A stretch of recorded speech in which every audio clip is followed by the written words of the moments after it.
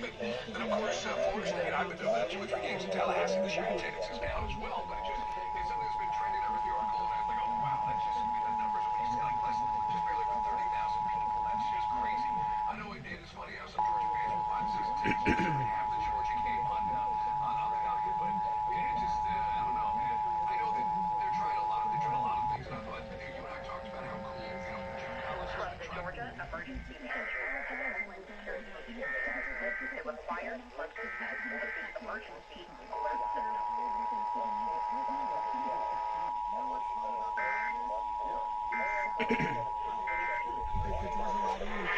The Georgia Emergency Management and Homeland Security Agency. It requires monthly tests with the emergency alert system. $1,000 to go shopping. Yeah, just enter your non-winning Fantasy 5 ticket at fantasy5giveaway.com. Saw an article, I think it was in the AJC today, that said the Falcons' viewership is one of the few in the NFL that is actually